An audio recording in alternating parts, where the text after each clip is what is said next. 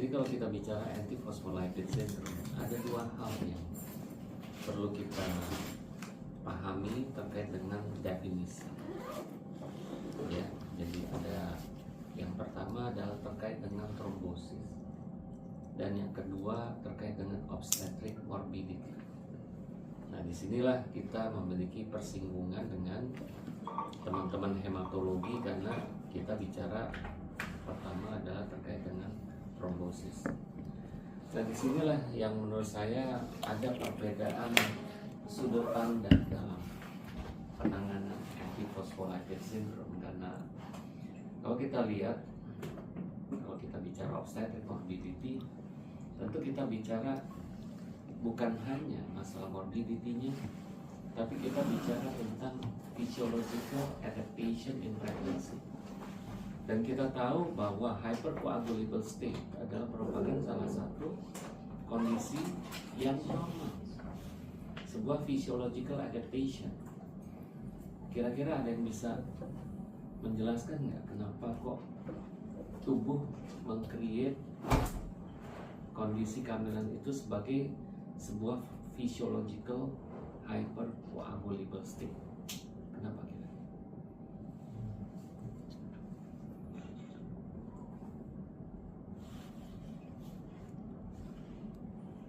Pada nolong persalinan masing-masing. Jadi kalau kita lihat physiological adaptation itu ada dua konsep. Konsep yang pertama, dia beradaptasi dengan adanya sebuah parasite. Ya, ada janin di sana, dan janin ini nggak bawa apa-apa. Jadi artinya tubuhnya harus beradaptasi how to running the machine with two passengers. Ya, beda, mobil bawa satu orang sama bawa dua orang beda. Ya, bisa kita lihat tentu beban yang ada lebih besar. Mesin harus kerja lebih keras. Resources seperti bahan bakar harus lebih banyak. Nah, jadi bisa kita lihat kalau kita belajar, kalau kita makin dewasa, kita belajar ilmu itu bukan menghafal, tapi mencoba memahami esensi.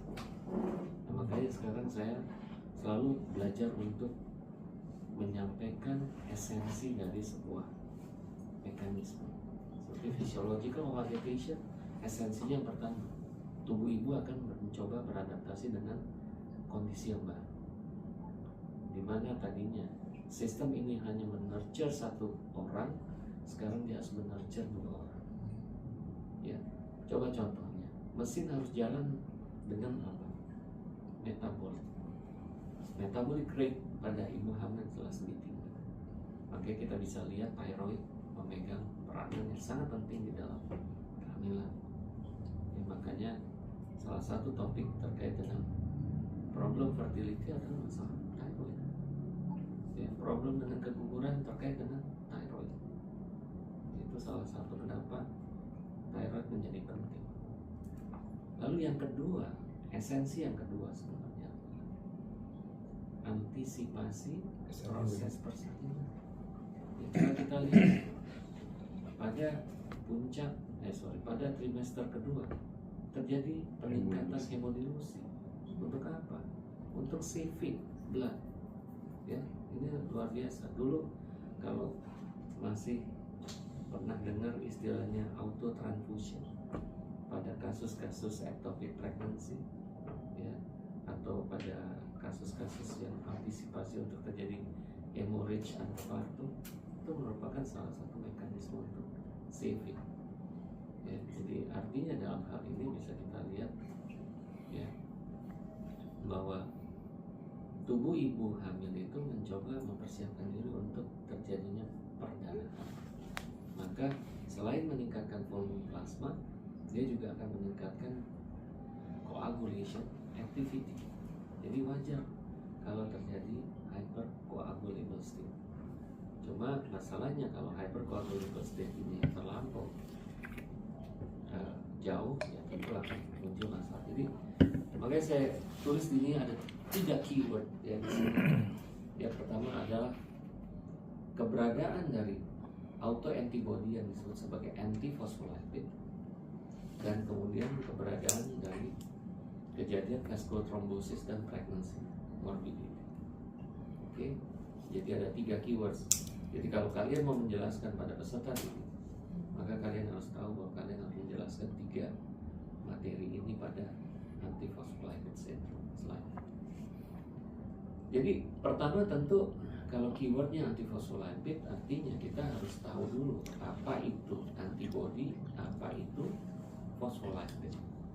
Nah kalau kita lihat ya, kita pertama coba lihat struktur antibody terlebih dahulu. Saya mau istilahnya deep lecturing, bukan kalau lecturing nggak selesai juga nggak apa-apa. Jadi saya mau melakukan deep lecturing, jadi kita mau dalam ngomongnya, bukan asal lewat. Jadi kalau kita bicara antiphospholipid, maka dia ada 2 komponen. Ada antibody, ada phospholipid. Nah, kalau kita bicara antibody sama phospholipid, nah, antibody ini antibody apa sebenarnya?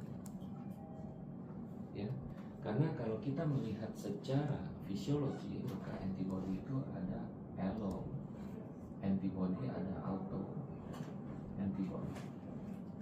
Di sini ada kata kunci. Ya. Basically, tubuh kita dengan gene yang ada, maka gene yang ada pada kromosom tertentu, saya lupa nomornya, ini akan mendrive ya bone marrow ya untuk menghasilkan ya, B lymphocyte ya, yang menghasilkan antibody yang tidak boleh sama sekali mengenali self antigen. Paham? Jadi kalau kita masih ingat struktur B lymphocyte biasanya seperti ini. Nah, antibody yang ada pada permukaan B lymphocyte, kalau kita perbesar struktur antibody, maka dia bentuknya seperti ini. Coba kita lihat ya. Ada 2 struktur yang penting dalam antibody. Pertama, fragmen yang ini, dan kedua fragmen yang ini. Ya, apa yang istimewa di sini? Kalau fragmen yang ini kita kenal sebagai fragment of antigen binding site. Jadi disinilah dia mengikat antigen. Di mana dia mengikat? Nah, di daerah sini. Ya. Saya tidak akan bicara terlalu detail untuk ini karena itu sangat-sangat kompleks ya. Tapi yang jelas ya, gene yang ada ya akan meng-create antibody dengan cara mengendalikan susunan peptide yang ada pada fragment of antigen binding site. Ya, karena dengan dia mengendalikan jenis peptide yang ada, maka akan terjadi sebuah conformation. Karena kita tahu bahwa untuk terbentuknya antigen binding site, maka dia harus membentuk sebuah shape ya, yang sangat spesifik untuk sebuah antigen.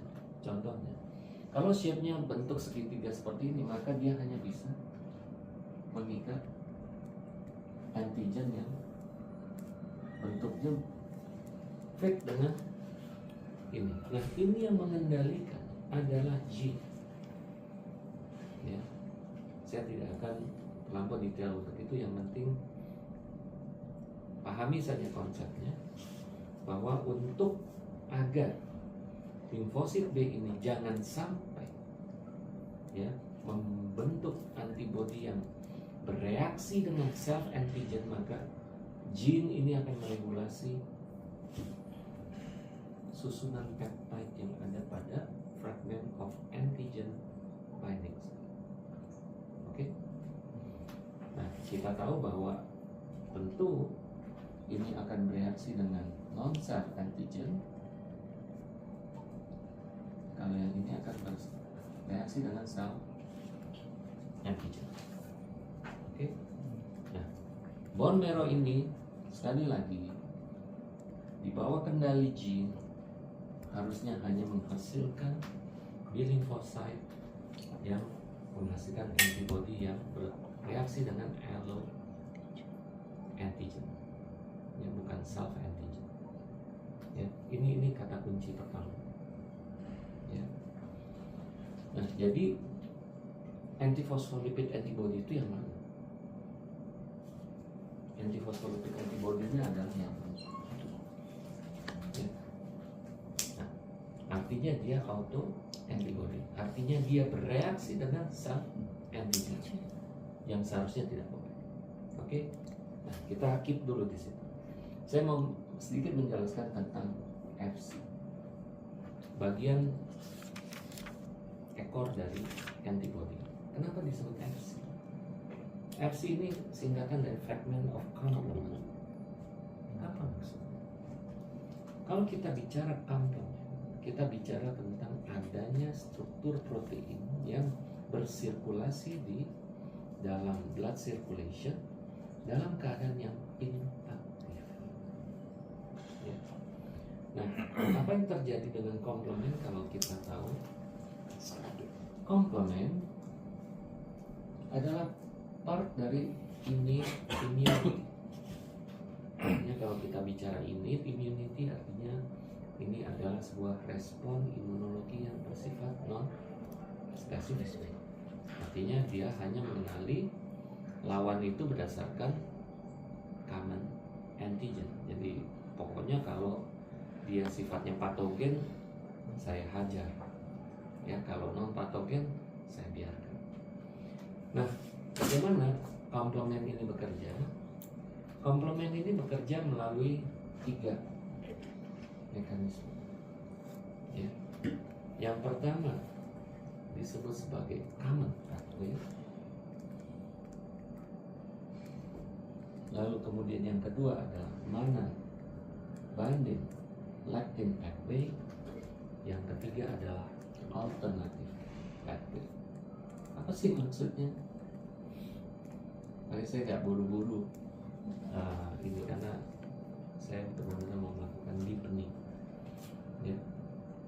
Kalau kita bicara complement, maka apa yang disebut sebagai common pathway? Apabila kita mendapatkan sebuah struktur mikroorganisme ya, yang masuk ke dalam tubuh, maka kita bisa melihat bahwa struktur permukaan dari mikroorganisme ini pasti berbeda dengan struktur permukaan dari sel. Udah pasti. Ya, tentu dia akan carrying foreign protein, ya, foreign glucose yang jelas not belongs to our healthy cells.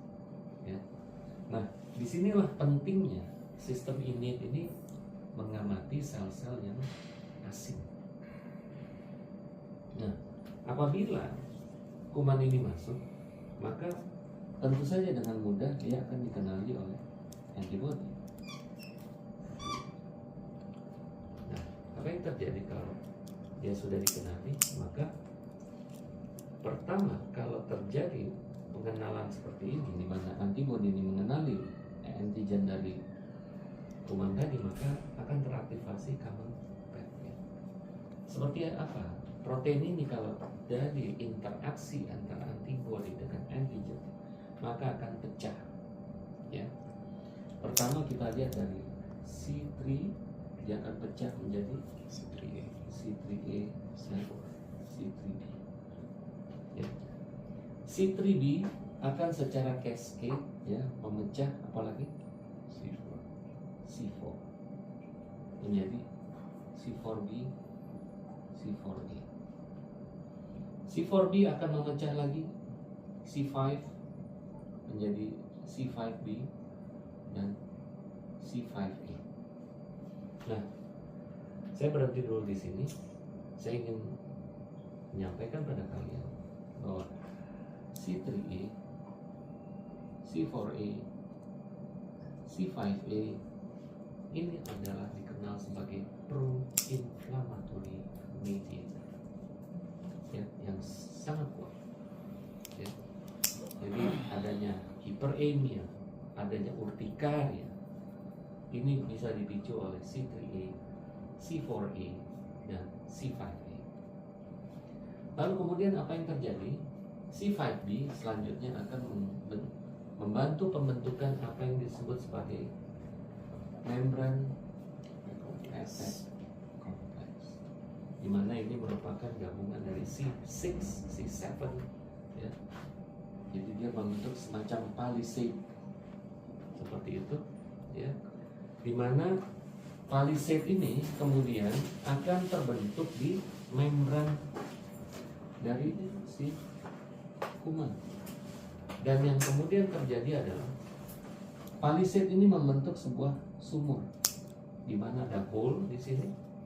Sehingga apa yang terjadi kalau terbentuk membran attack kompleks di permukaan sel ini, maka konten dari sel ini akan keluar. Ya. Maka kuman ini akan lisis. Ya. Nah, kalian bayangkan ini terjadi misalnya pada autoimmune hemolytic anemia, pada kasus penyakit autoimun.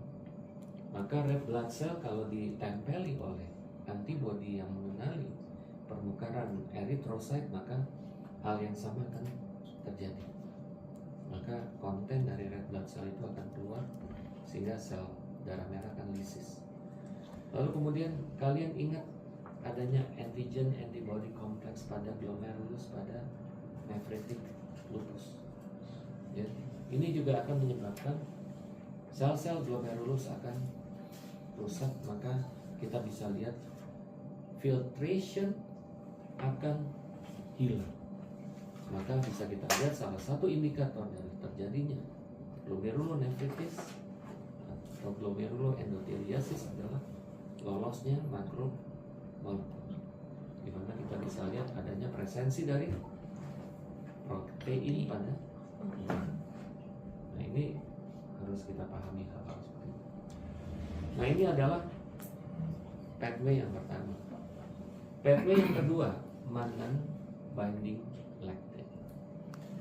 Mannan atau mannose lectin ini adalah molekul glukosa yang asing, nggak ada di sel manusia, ya. Jadi bisa kita lihat di sini, ya, keberadaan Mannan lectin itu kalau ada di permukaan kuman maka bisa dikenali oleh antibody, ya. Nah, jadi the rest all the same, ya. Jadi kalau antibody udah duduk di situ, ya udah, ya. Nah, jadi antara common pathway sama Mannan binding lectin pathway ini sama, cuma perbedaannya adalah target antigennya. Kalau common pathway antigen yang asing memang ada pada kuman, kalau Mannan itu adalah struktur glukosa yang asing yang tidak ada pada tubuh manusia. Tapi the rest reaction adalah all the same. Kenapa yang disebut sebagai alternative pathway? Nah, sekali lagi, struktur permukaan dari kuman ini, ya, akibat dia memiliki molekul yang unik, maka konformasinya atau bentuknya juga tidak akan ditemukan pada sel manusia yang sehat. Nah, jadi artinya perbedaan dengan common dan MBL, alternatif pathway ini mendeteksi konformasi yang berbeda antara healthy cells dengan mikroorganisme. The rest all the same, ya. Jadi cuma inputnya aja yang beda-beda. Oke? Nah, sekarang semua udah paham, ya. Jadi complement pathway ada dua aktivasinya.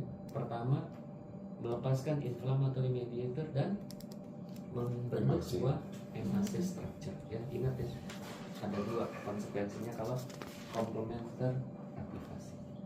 Baik. Nah, sekarang tentu akan bertanya, ini fosfolipid ini apa sih? Ya. Jadi kalau kita lihat, kalau ini antibodi menargetkan mikroorganisme, ini kenapa ada antibodi yang menargetkan fosfolipid? Emang fosfolipidnya apa? Ya. Jadi kalau kita lihat ya, ada dua nama, fosfo dan lipid. Ya. Jadi memang ini adalah sebuah glicoprotein. Tujuan Anda berada di sebelah kiri. Nah, jadi kalau kita bicara fosfolipid, ya, maka kalau kita coba lihat sel, ya. Nah, sel ini terdiri dari sebuah struktur yang disebut sebagai membran. Jadi integritas sel itu pertama adalah dilindungi oleh adanya membran. Kedua, apalagi integritas sel harus dilindungi oleh sebuah cytoskeleton. Ya. Jadi ada kayak rangka sebenarnya di sini, ya, yang makanya sel itu terbentuk seperti bulat atau apa, itu karena ada semacam rangkanya sebenarnya, ya. Nah sekarang kalau kita lihat, ya, membran ini kan juga kita pelajari pada hormonal action, kan? Iya nggak? Ada yang bisa menjelaskan ini terkait dengan hormonal action? Ya, no? Hormonal action itu selalu terkait dengan pre-reseptor, reseptor, dan post-reseptor. Oke, terus kalau kaitannya dengan ini apa sebenarnya? Kalau kita lihat, ya, Sinyal GPS hilang. Siapa sih lagi narik ojek nih? kalau kita lihat struktur dari Fosfolipid. fosfolipid, nah ini seperti ini. Ada ekornya, ada head-nya. Jadi makanya disebut ada head and tail. Ya. Nah kalau kita lihat membran sel ini disebut sebagai fosfolipid bilayer. Ya, fosfolipid bilayer.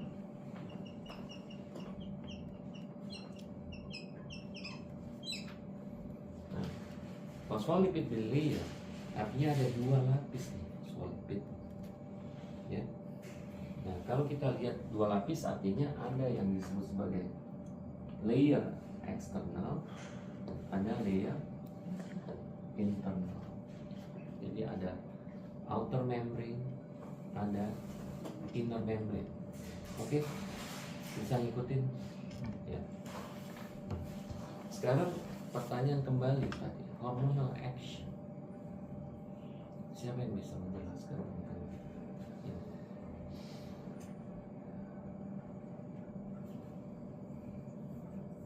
Hormon itu kan sex steroid ya dok. Sex steroid hormon itu kan dia kan komponen utama adalah lipid. Jadi ketika dia lipid maka dia tidak perlu reseptor di permukaan untuk dia bisa bekerja, meskipun dia juga ada untuk yang jalur yang lambatnya. Cuman dia bisa berdifusi melalui lapisan tersebut, lapisan lipidnya, sehingga dia menuju reseptornya di nukleus. Beda dengan protein lain mungkin yang butuh ada reseptor di permukaan, karena dia nggak bisa nembus lipidnya dok. Ya. Jadi steroid itu adalah lipid dan hormon estrogen, progesteron, androgen. Ini adalah hormon steroid. Artinya ini adalah hormon yang backbone-nya adalah lipid. Ya. Selain itu, kalau kita lihat molecular weight sangat kecil. Ya. Makanya kalau kita lihat keberadaan struktur dari outer dan inner membrane ini membolehkan hormon steroid itu untuk bridging, masuk, ya, tanpa harus difasilitasi oleh apapun. Ya, karena kadangkala untuk terjadinya exchange antara substance di luar sel dengan di dalam sel, maka kita sering mengenal ada yang disebut sebagai proton pump, ya, atau apalah, semua yang harus difasilitasi. Nah, Dengan struktur phospholipid bilayer pada outer dan inner membrane, maka ini membolehkan hormon steroid ini untuk masuk begitu saja. Makanya bisa kita lihat seperti yang tadi Daryl sampaikan bahwa reseptor hormon steroid itu ada di cytoplasma, ya. Dan kita bisa lihat setelah dia diikat oleh reseptor ini, maka reseptor ini akan membawanya masuk ke dalam nukleus. Dan setelah dia berikatan dengan ligannya, maka kemudian akan terlepas lagi dan reseptor itu akan kembali ke sitoplasmanya yang kita sebut sebagai shuttle. Nah, jadi artinya di sini. Nah, sekarang apa yang istimewa dari phospholipid bilayer? Apakah phospholipid ini sebuah layer yang sifatnya statik atau dynamic? Ternyata dia sangat dynamic. Dia nggak cuma diam aja di tempatnya, tapi phospholipid ini bergerak, ya. Baik bergerak secara apa istilahnya menyamping, atau kadang dia melakukan apa yang disebut sebagai flip flop mekanisme. Ya. Karena apa? Pada definisi yang disebut sebagai antiphospholipid, maka coba lihat di situ apa definisinya? Negatively charged. Negatively charged phospholipid. Ya. Negatively charged.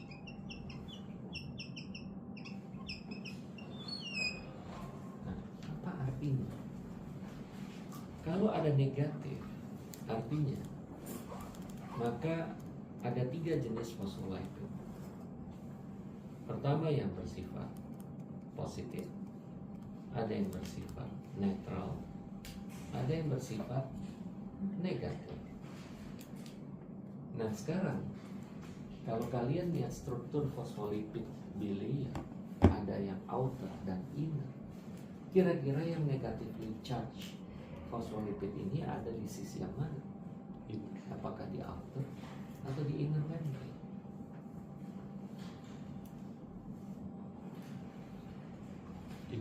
Inner. Kalau di inner, di mana antibody bisa mengenali? Karena dia ada di inner side.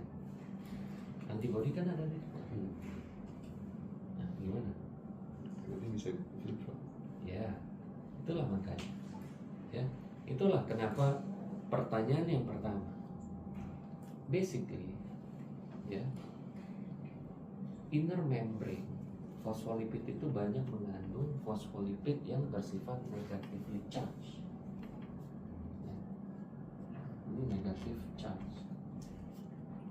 Nah, tentu pertanyaannya adalah kenapa kok fosfolipid yang sifatnya negatif ini ada di bawah, secara antibodi ada di luar? Gimana mekanismenya? Nah, inilah pentingnya kita memahami adanya gerakan dinamik dari fosfolipid bilayer.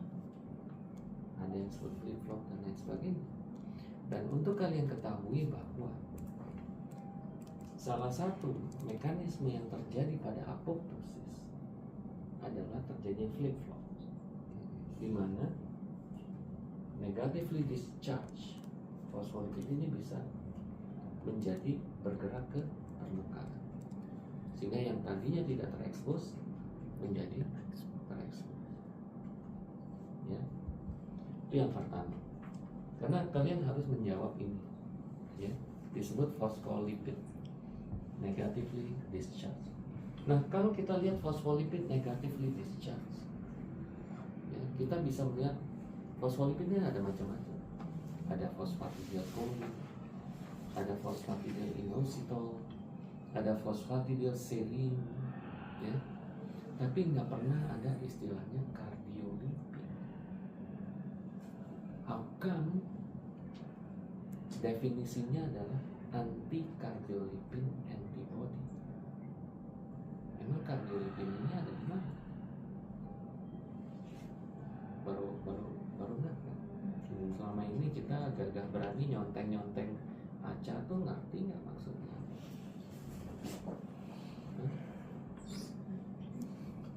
Nah jadi kardiolipin itu ada di mana?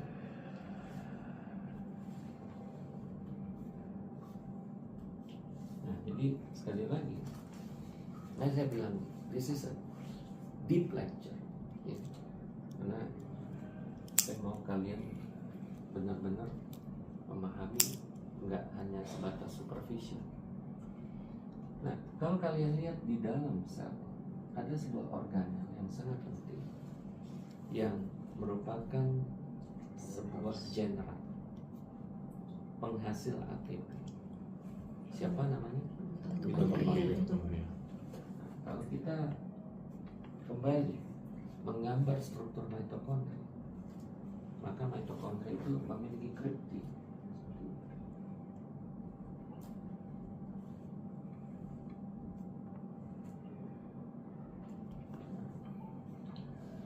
Kalau kita bicara mitokondria seperti ini, ya, maka bisa kita lihat ada struktur yang disebut sebagai outer membrane dari mitokondria, ada inner membrane dari mitokondria. Dan kalau kita lihat inner membrane dari mitokondria inilah yang mengandung kardiolipin.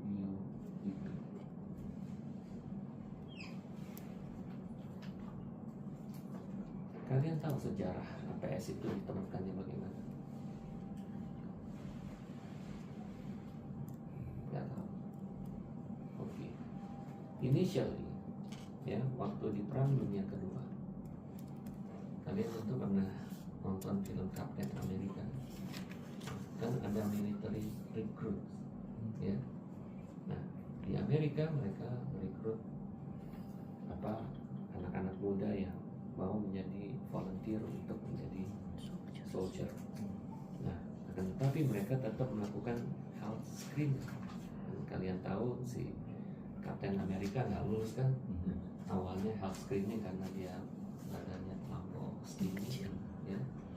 Nah, salah satu yang mereka lakukan screening adalah sexually transmitted disease.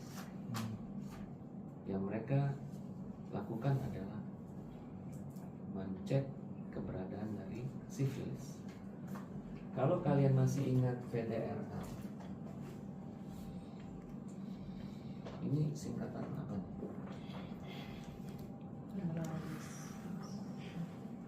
Venereal Disease Research Laboratory. Ini adalah laboratorium dari US Army. Ya. Nah, mereka mendevelop sebuah serum tes yang dapat mendetek keberadaan sifilis. Ya.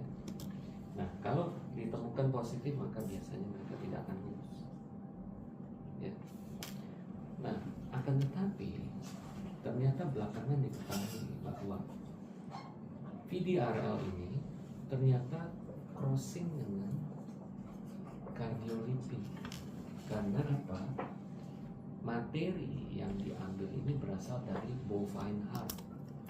Dan kita tahu jantung itu kan kerjanya tanpa henti kan.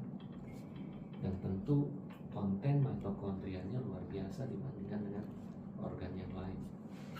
Nah, karena itulah terlihat bahwa waktu mereka follow up pasien-pasien yang ini, ternyata belakangan mereka mengetahui kok banyak pasien-pasien yang memiliki gejala-gejala autoimun.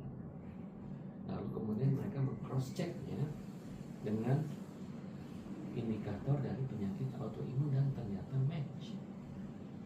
Nah, mereka mulai berpikir, ya, makanya dulu kelainan ini pertama kali disebut sebagai Hughes syndrome.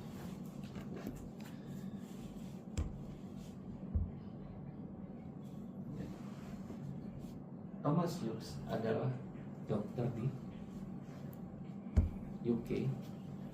Kalian tahu St. Thomas Hospital kalau kalian jalan-jalan di London, ya, Big Ben, terus kemudian Sungai Thames, Maka kalau kalian nyebrang dari Big Ben, maka persis di depan sisi kanan kalian akan lihat Guy's St. Thomas Hospital. Nah, disitulah pertama kali Hughes syndrome ini ditemukan. Ya. Jadi kesana jangan cuma jalan-jalan ya. Ya.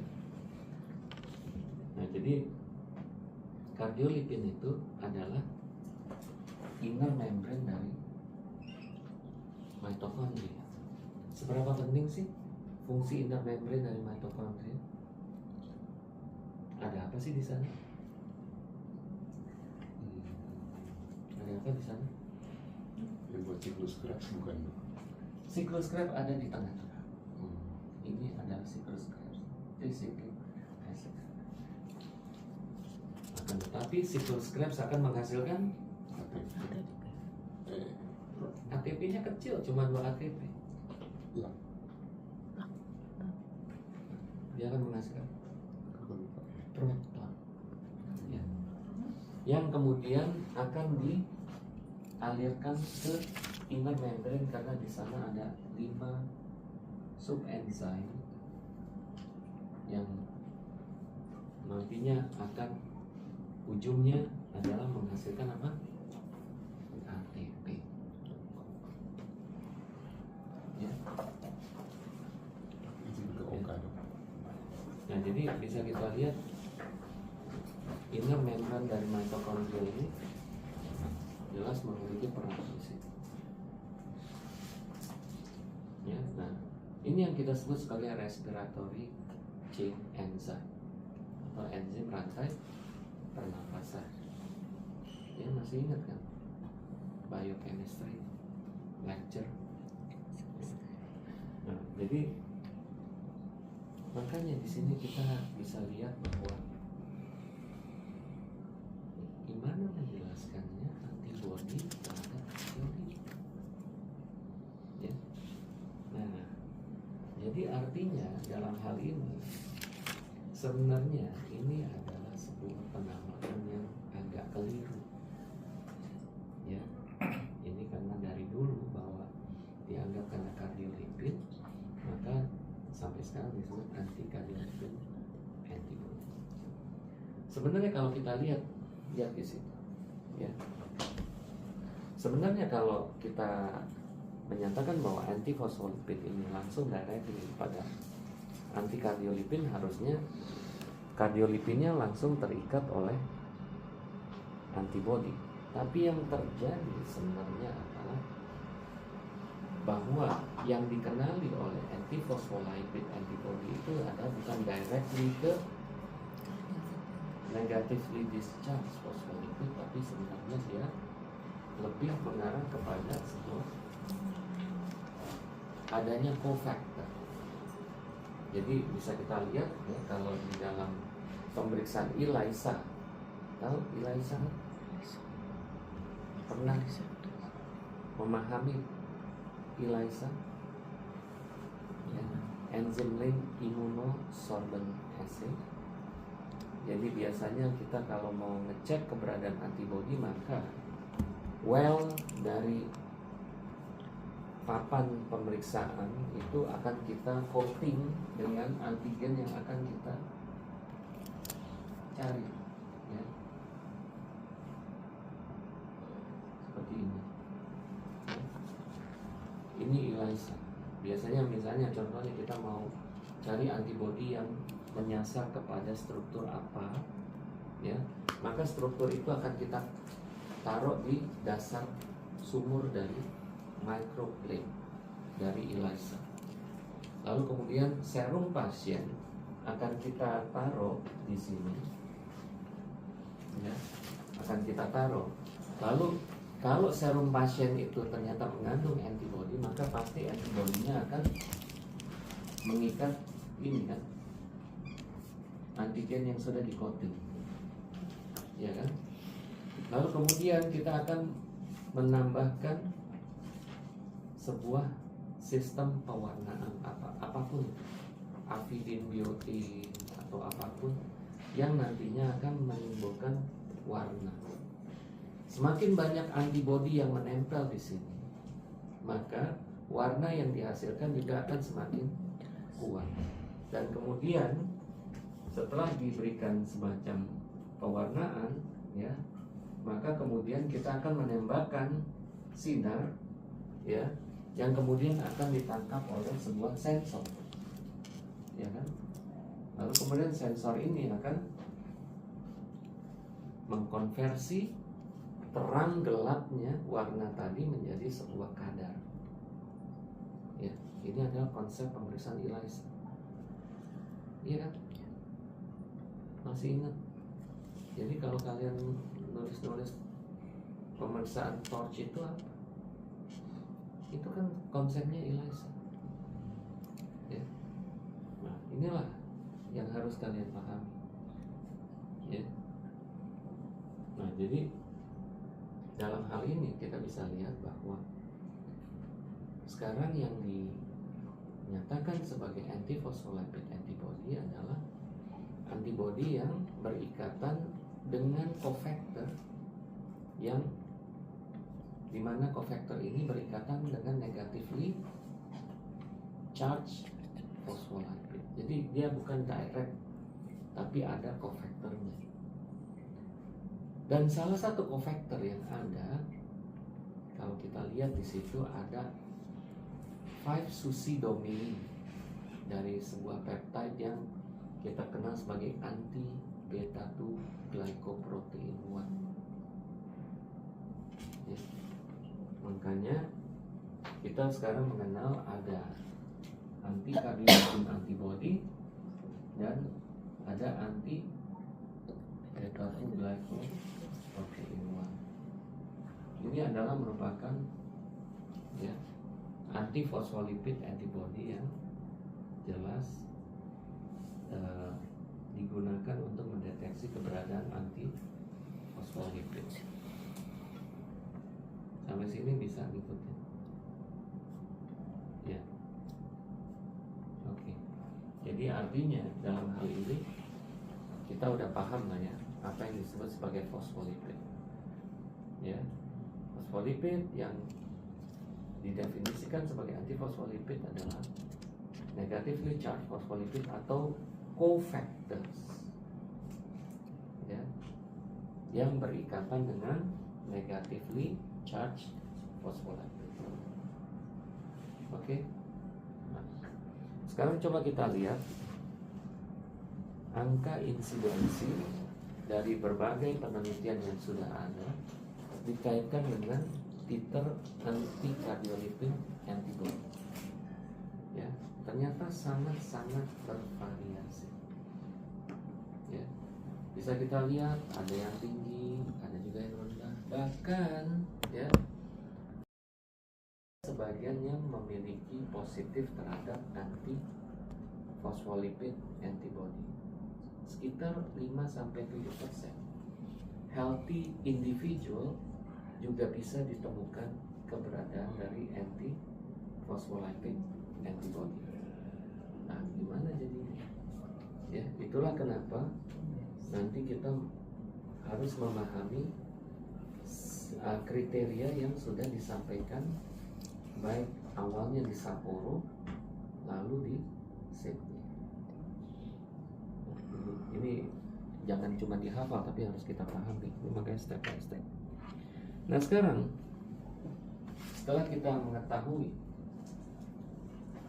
apa itu antibody, apa itu phospholipid, maka kemudian nextnya adalah kapan antiphospholipid antibody ini dihubungkan dengan kejadian keguguran berulang. Ya. Nah, kalau kita lihat dari gambar ini, mungkin kalian pernah membaca kriteria dari pregnancy loss yang ditulis oleh Special Interest Group on Early Pregnancy dari ESRI, atau disingkat sebagai SIGEP, ya, Special Interest Group on Early Pregnancy. Jadi kalau kita lihat di sini, ya, Kalau mereka menyatakan kalau lebih dari 8 minggu, maka ini disebut sebagai late. Kurang dari 8 minggu disebut sebagai early pregnancy loss. Meskipun ada juga yang bilang di bawah 12 minggu, ini disebut early, di atas 12 minggu dianggap sebagai late. Nah, jadi dalam hal ini tentu kita ingin mengetahui sebenarnya apa yang bisa kita pelajari, ya. Nah, saya selalu menyatakan bahwa dalam menangani kasus keguguran berulang, melakukan karakterisasi dalam keguguran berulang ini sangat penting. Kenapa? Karena kita bisa lihat meskipun kriteria dari early dan late pregnancy loss ini sudah sangat jelas, tapi yang penting adalah bukan untuk mendikotominya saja, tapi juga untuk mencoba memahami etiologi dari terjadinya keguguran ini. Nah, bisa kita lihat apa yang istimewa dari sini. Kita tahu bahwa embrio saat implantasi dia tidak ada modal apapun, nggak ada sama sekali. Ya, cara pertama yang dilakukan oleh embrio untuk mendapatkan sumber makanan adalah membentuk sebuah struktur yang disebut sebagai yolk sac. Yolk sac ini akan terhubung dengan sistem maternal. Ya. Nah, kita tahu yolk sac juga merupakan sumber dari banyak hal, seperti contohnya yang sering kita diskusikan, yaitu sumber dari primordial germ cells. Ya, ini merupakan sesuatu hal yang penting. Ya, oleh karena itu identifikasi yolk sac pada awal-awal kehamilan ini juga sangat menentukan prognosis dari kehamilan ini. Nah, kita tahu bahwa untuk memaintain sebuah kehamilan maka janin membutuhkan sebuah interface perantara yang disebut sebagai plasenta. Akan tetapi plasenta belum akan terbentuk sampai 10 minggu. Jadi segala sesuatu yang terjadi less than 10 weeks of gestation itu umumnya belum terlampau berhubungan dengan plasenta.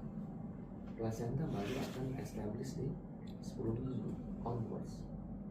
Jadi di sini kita harus lihat dengan jelas bahwa umumnya keguguran yang terjadi di early pregnancy ini lebih banyak berkaitan dengan janin itu sendiri, ya, dibandingkan dengan supporting system yang berasal dari ibu.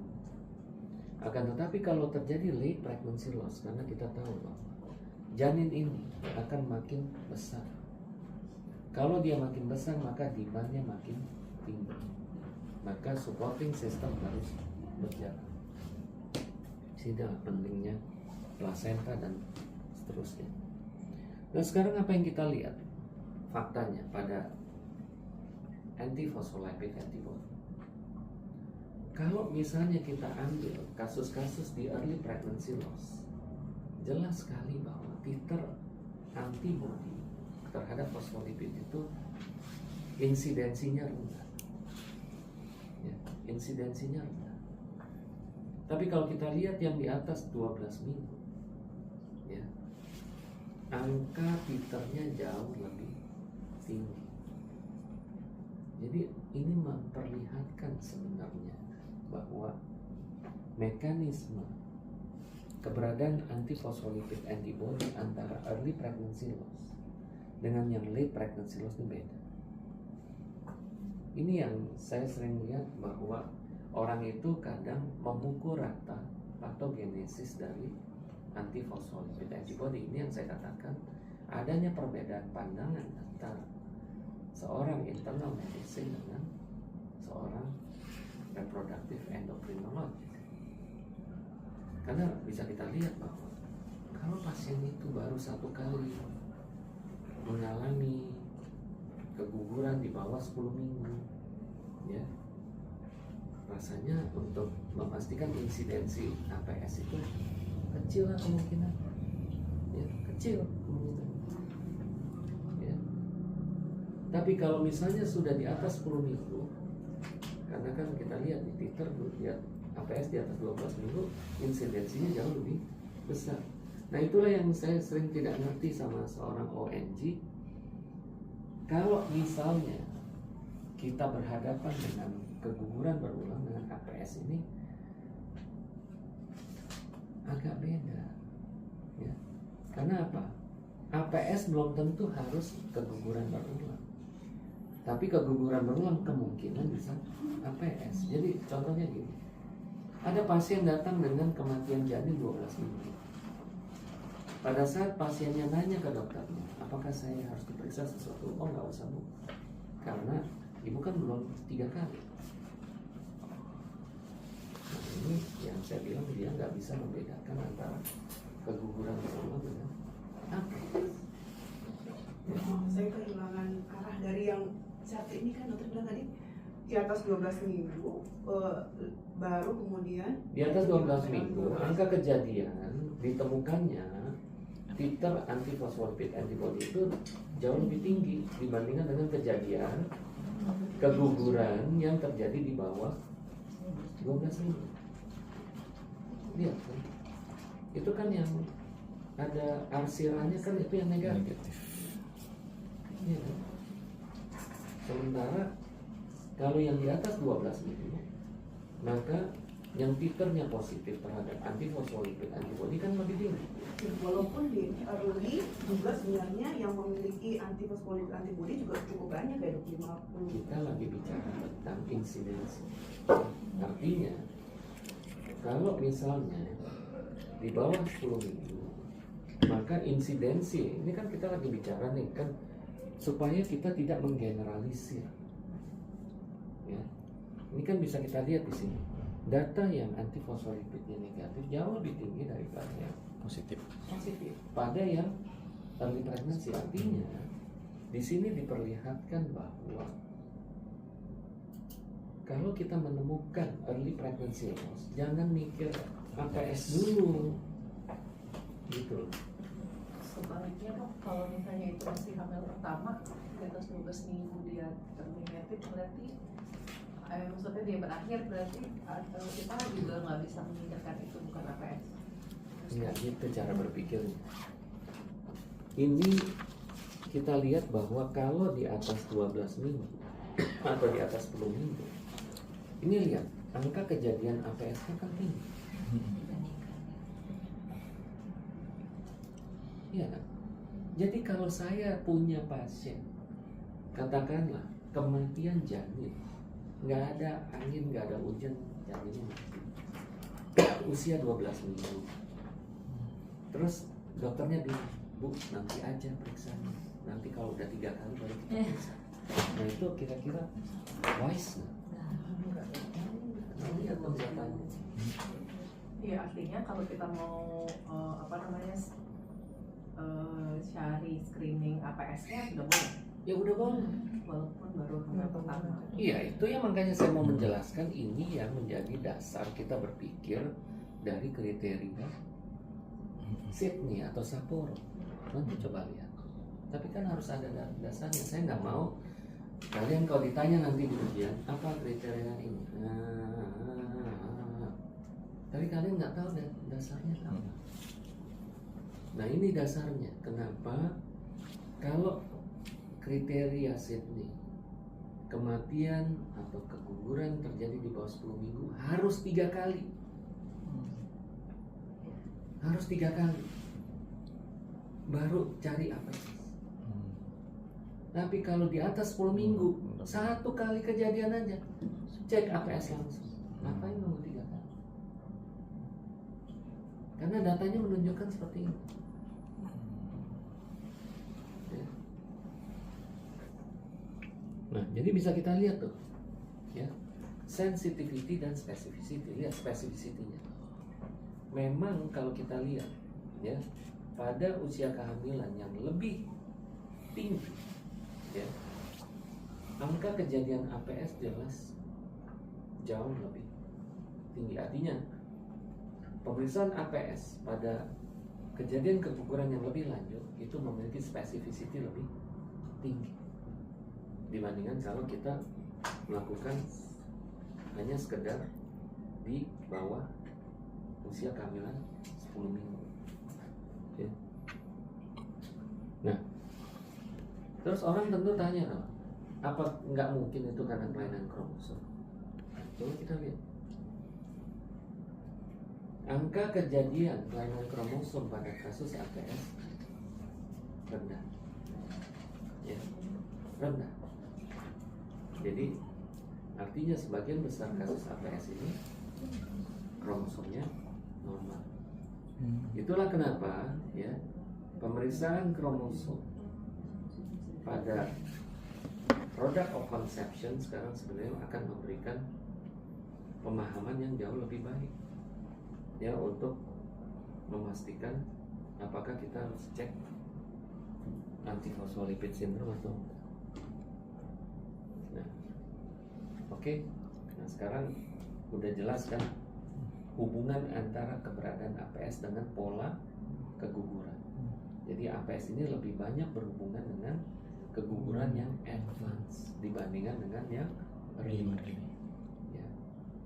Nah, tentu orang bertanya, mekanismenya apa sih untuk terjadinya sebuah pregnancy loss pada antiphospholipid syndrome? Ya. Nah, ini adalah summary-nya. Ya. Jadi ada dua hal yang dapat terjadi pada kondisi APS. Ya. Yang pertama adalah kondisi terhadap embrionya. Yang kedua adalah kondisi pada sisi maternal. Apa yang kemungkinan terjadi?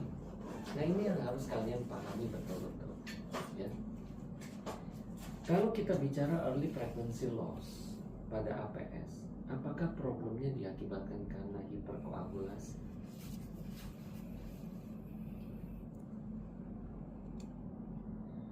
Apakah karena hiperkoagulasi?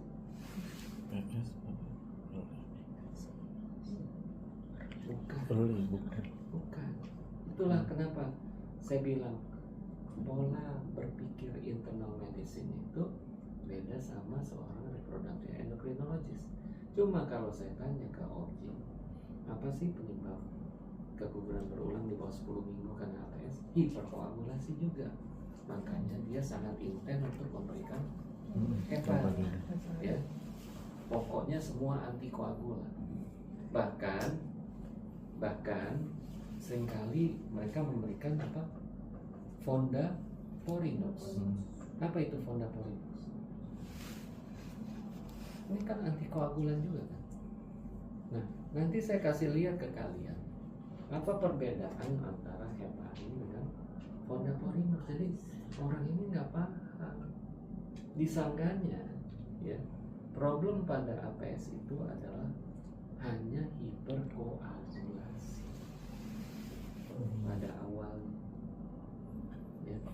Nah, sekarang saya mau kasih lihat ke kalian. Ini adalah sebuah research yang dilakukan pada mice embryo yang kemudian di mix dengan serum yang berasal dari pasien APS. Apa yang kalian lihat di sini? Ini adalah embrio dalam fase blastosis, lalu kemudian embrio setelah mediumnya dicampur dengan serum penderita APS. Apa yang kalian lihat di sini? Lisis apa ini? Iya, lisis yang mana? Jangan ngomong bagian luar lah, kita kan endokrinologis. Ini kalau ngomong blastosis kita bicara propectoderm atau kita sebut outer cell mass. Iya, outer cell mass. Jadi bisa kita lihat ini sengaja si penulis memperlihatkan ICM atau inner cell mass-nya, ya. Inner cell mass ini kan bakal jadi apa? Bakal jadi janin kan? Outer cell mass akan jadi apa? Iya, placenta. Nah jadi lihat apa yang terjadi pada embrio yang di mix dengan serum penderita APS, artinya serum itu pasti akan banyak mengandung antifosfolipid antibody.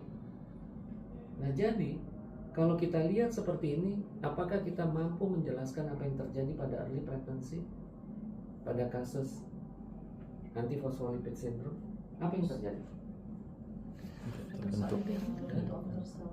Iya, dari tadi itu yang diomongin, tapi apa konsekuensinya? Tidak terbentuk. Hah? Iya, apa Tidak konsekuensinya? Tidak terbentuk. Plasenta kan masih 10 minggu. Ini kita Iya. bicara blastosis, masa kita ngomong Tidak plasenta? tidak terbentuk janin. Implantasi. Iya, apa yang akan terjadi?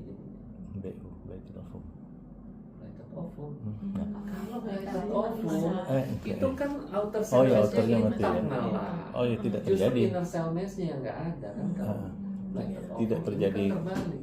Tidak terjadi kehamilan. Nah, makanya saya juga aneh. Ada orang 3 kali BO diceknya APS.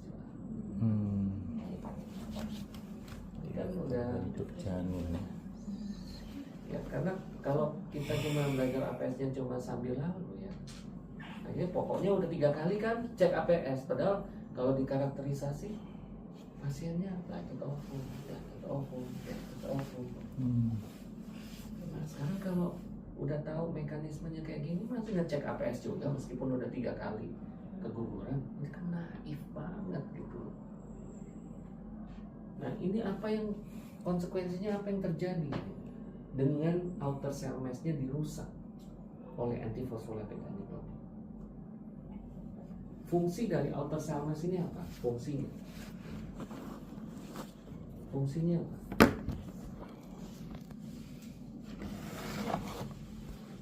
Gimana? Fungsinya di outer cell mass itu akan terjadi apa? Terbentuk apa? Ayo dong, yang udah di IVF.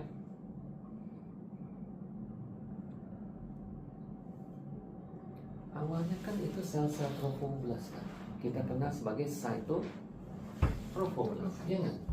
Ini kan cytotrofoblast kan, ya nggak? Lalu kemudian cytotrofoblast itu akan jadi apa?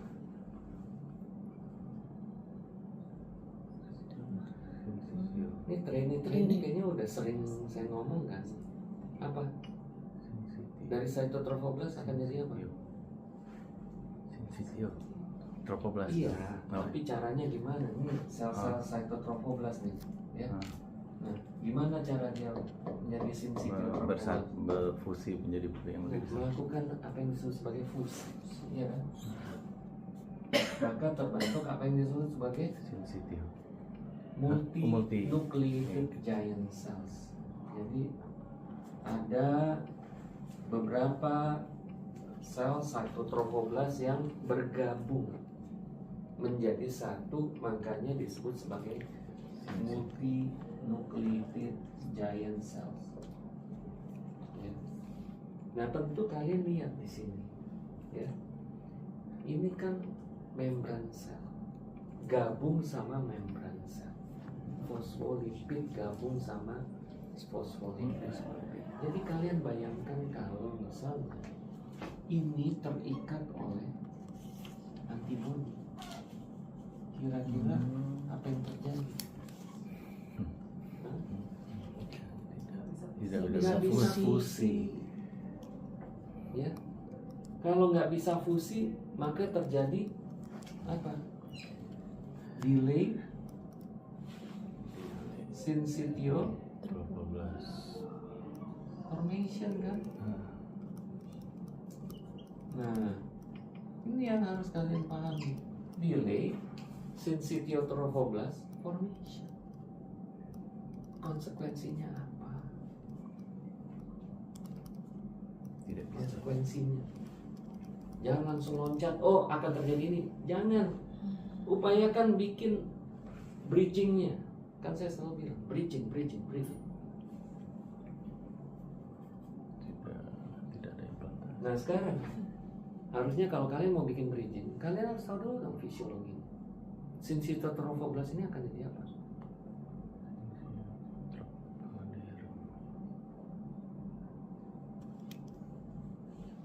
maka dia akan menjadi villus trophoblast, lalu kemudian menjadi extra villus trophoblast,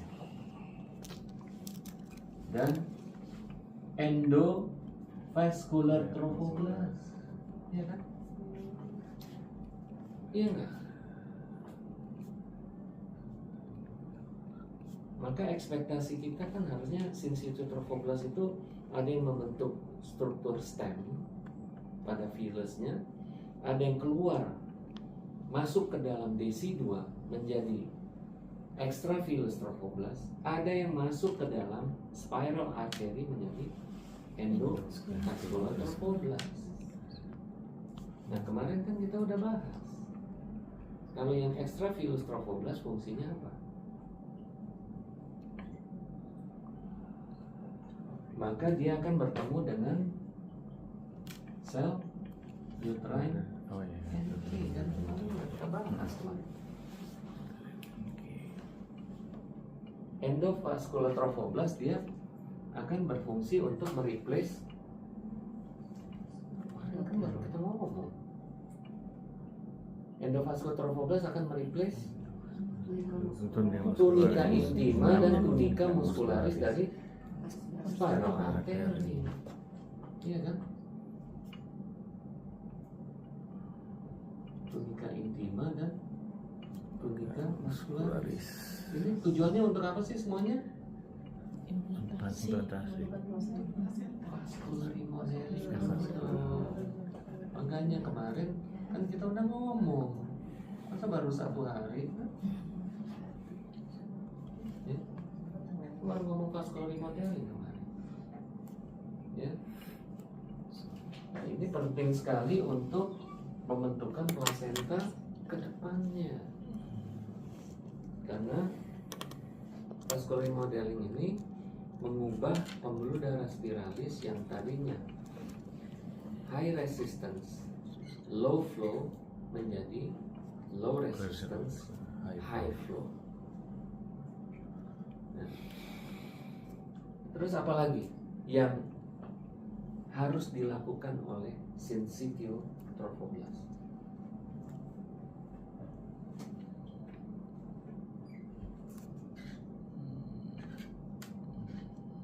Apa lagi? Ini dong yang paling penting apa? HCG kan? Masa HCG dong. Jadi yang di IVF kalau udah replace embrio, untuk tahu embrionya nempel, HCG kan sebagai indikator. Nah HCG ini untuk apa? Untuk apa HCG ini? Ayo dong, ini fisiologi banget ya. HCG ini untuk apa? Maintain corpus luteum dong.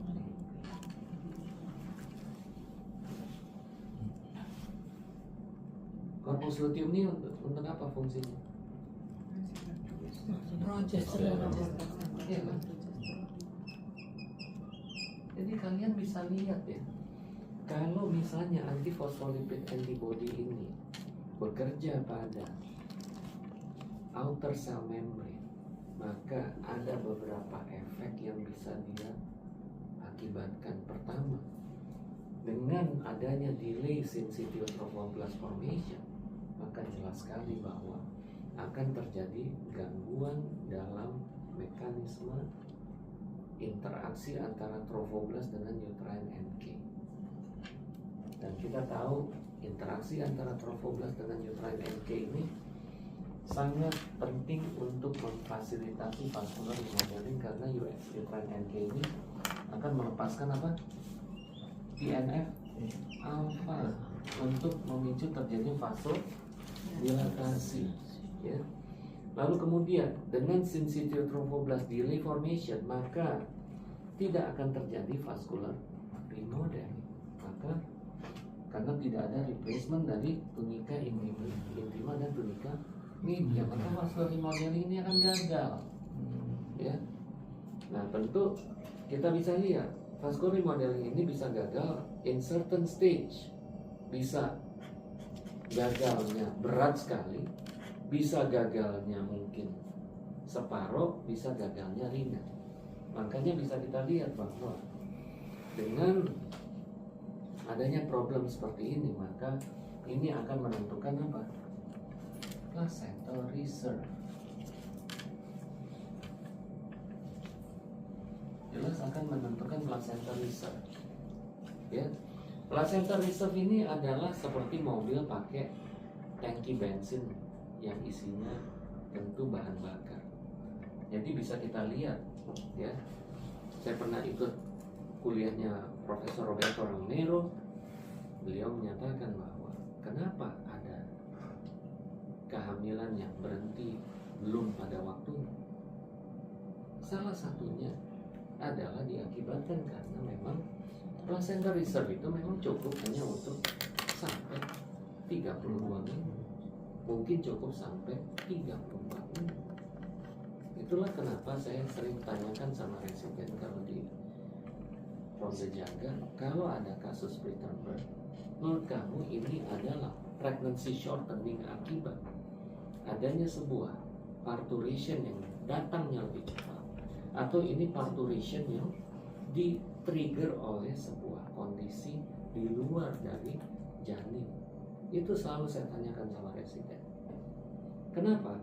Karena kalau ini adalah sebuah kehamilan yang memang terjadi akibat placental reserve, ini memang cukupnya cuma sampai segitu. Contohnya, saya mau pergi dari Jakarta sampai Bandung, tapi tangki bensin saya ya cuma bisa mensupport mobil itu cuma sampai Cikampek, ya udah selesai. Sampai Cikampek ya selesai, ya, nggak akan bisa nyampe Bandung. Ya. Nah sekarang saya melihat, ya, kadang-kala residen ini kalau mendapatkan preterm labor itu dipukul rata semuanya, ya, pokoknya tokolisis. Nah, dia nggak lihat ada kehamilan-kehamilan yang memang basically berakhir di situ karena memang nggak cukup lagi reserve. Jadi mau ngapain nih tokolisis? Jadi ditahan-tahan. Padahal udah jelas. Itulah kenapa seringkali kita temukan baru juga di tokolisis 2 hari, besoknya dipulangin, datang lagi besoknya udah lengkap semua. Itu yang mereka nggak pernah lihat di sini. Nah, bagaimana mengukur placental reserve itu harusnya udah dilarang itu maternal, tapi ada beberapa cara yang waktu itu diperkenalkan untuk mengetahui ini placental reserve ini berapa. Ya. Nah, buat yang masih suka main-main obstetrik harus tahu. Ya. Nah, jadi artinya, ya, nanti kita lihat apa definisi dari APS. Definisi APS itu muncul dari patogenesis, bukan karena harus dihafal, bukan, tapi munculnya dari patogenesis. Nah, jadi kita lihat di sini, ya, pertama jelas APS ini akan mempengaruhi kemungkinan placental development, ya, itu esensi yang pertama, ya. Yang kedua, ya, dia berpotensi dapat mengganggu fungsi corpus luteum dalam menghasilkan progesteron. Nah, iya nggak? Benar nggak? Progesteron ini fungsinya apa? Progesteron fungsinya apa?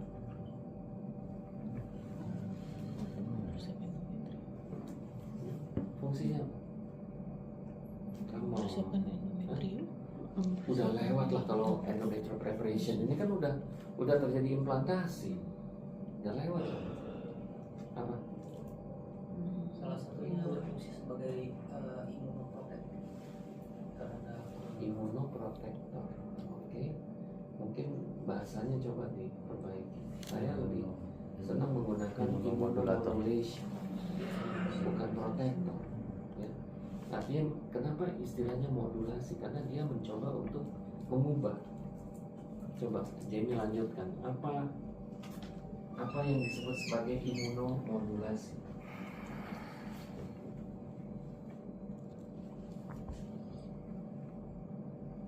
disebut sebagai imunomodulasi. Apa aja?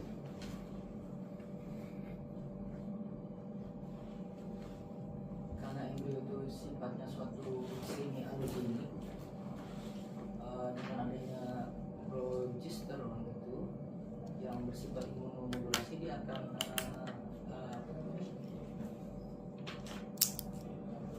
Udah tahu Jenny, imunomodulasi ini memang berusaha untuk melindungi embrio yang bersifat semi allogenik, tapi yang saya tanyakan mekanismenya apa saja? Apa saja mekanismenya? Yang lain? Siapa di sini yang nggak pernah ngeresepin Duvaston? Pasti semua ngeresepin Duvaston. Sekarang pertanyaan saya, Duvaston itu kerjanya gimana? Jadi ketahuan bahwa kita cuma users, ya. Cuma pakai, nggak tahu ini mekanismenya apa mekanismenya. Stabilisasi lisosom. Kalau progesteron itu bekerja pada leukosit atau limfosit, ya, maka limfosit ini di dalam kehamilan memiliki apa yang disebut sebagai progesteron receptor. Ya. Dan apa yang dihasilkan oleh interaksi antara progesteron dengan limfosit, terbentuk apa yang disebut sebagai PIBF. Apa itu?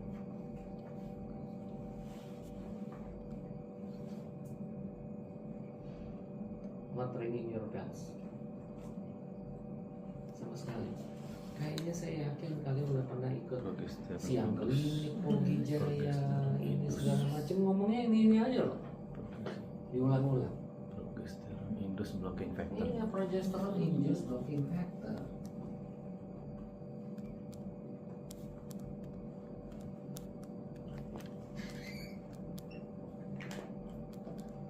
Saya tadinya bilang sama PT Ever, apa kuliah kalian nggak ada yang lebih advance lagi?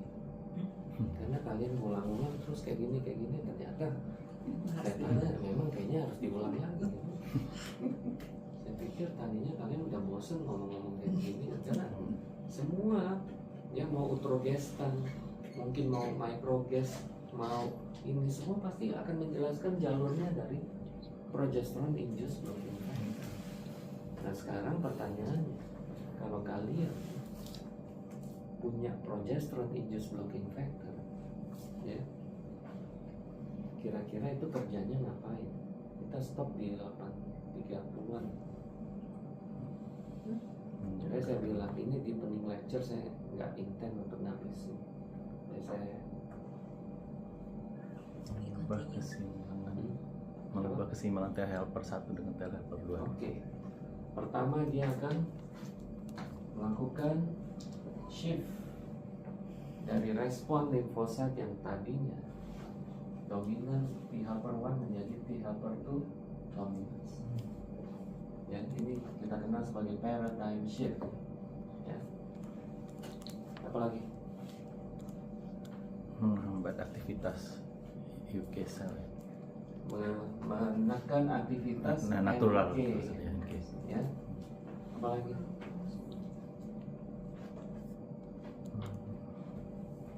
Menghasilkan apa yang disebut sebagai asymmetrical antibody. Untuk apa nih asymmetrical antibody? Kita tahu tadi bahwa embrio itu ada yang disebut sebagai paternal antigen, ya, maka pembentukan asymmetrical antibody ini adalah kan makanya disebut asymmetrical antibody. Dia struktur antibody. Kalau asymmetrical antibody artinya strukturnya nggak kayak gini. Ini struktur antibody yang abnormal. Akan tetapi asymmetrical antibody ini akan mengcover. Jadi mungkin dia hanya ininya aja, nggak ada ekornya. Ya, jadi dia hanya mengetahui bahwa di situ ada antigen asing, dia cover tapi nggak ada action. Dia hanya cover aja. Dan ini akan menyebabkan paternal antigen itu akan tercover dan tidak bisa dikenal. Itu salah satu mekanisme dari asymmetrical antibody. Nah, selain immunomodulation apa lagi? Progesterone. Wah, ini sih sebenarnya umumnya residen nggak pernah jawab imunomodulasi dulu, dia pasti jawab Stabilisasi. maintain uterus quiescent. Itu yang biasanya kan. Apa itu uterus quiescent? Hah? Ketenangan dari uterus. Ya dong. Kan untuk maintain pregnancy maka miometrium harus tenang, ya. Terus kemudian respon imunologi juga harus melindungi, jangan sampai embrio ini di reject. Nah, jadi sekali lagi saya pikir kita akan stop dulu karena ini udah cukup panjang kita bicaranya, takutnya retensinya ya, makanya harus bertahap. Ya, ini ceritanya masih panjang. Ya. Nah, ya, it's gonna be to be continue. Ya, jadi sampai ini saya hanya ingin menyatakan bahwa tolong kalian sekarang mulai memahami, menangani APS itu bukan sekedar ngasih heparin dan aspirin. Ya, lihat dong ya, patogenesisnya secara detail. Ya, bahwa in terms of early pregnancy loss, bahwa yang terjadi pada miscarriage tadi adalah bukan karena adanya gangguan koagulasi. Please jangan terlalu naif dalam hal ini, ya. Tapi permasalahan di early miscarriage adalah rusaknya outer cell mass yang tadinya diperuntukkan untuk terbentuknya syncytial-trophin.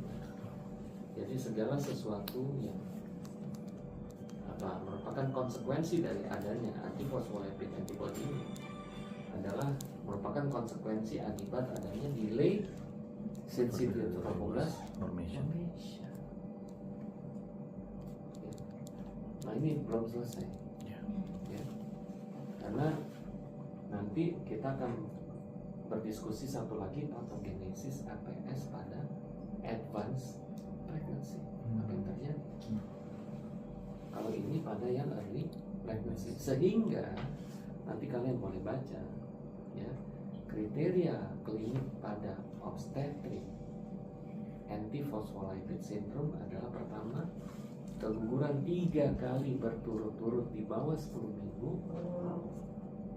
kematian janin 1 kali atau lebih di atas 10 minggu. Yang ketiga adalah persalinan preterm yang terjadi di bawah 34 minggu akibat pertama preeclampsia atau placental insufficiency. Jelas kan? Ya kan?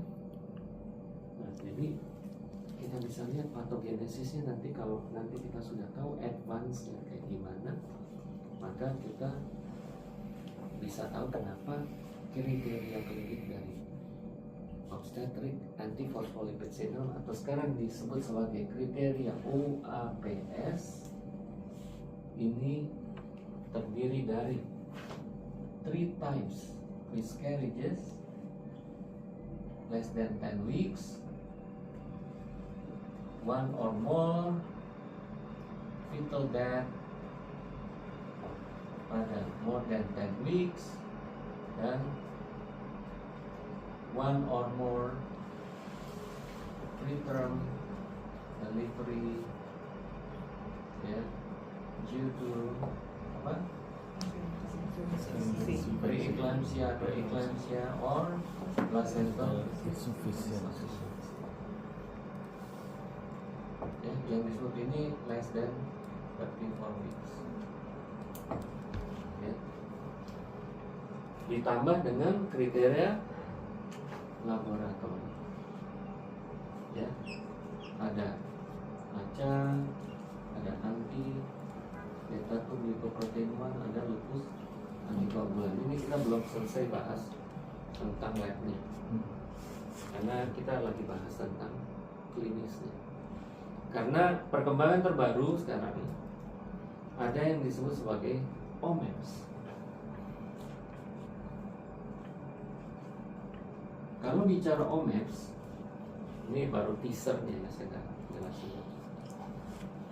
Ternyata ada kasus-kasus yang kliniknya nggak masuk di sini, tapi curiga banget APS. Nah ini dia akan masuk di OMAPS. Nanti ada lagi satu lagi NCOAPS. Ya, ini non kriteria obstetrik antifosfolip. Ini kliniknya terpenuhi tapi laboratoriumnya enggak terpenuhi. Nah, nanti kalian harus tahu apa yang harus kita lakukan pada kasus ini, pada kasus ini, dan pada kasus ini.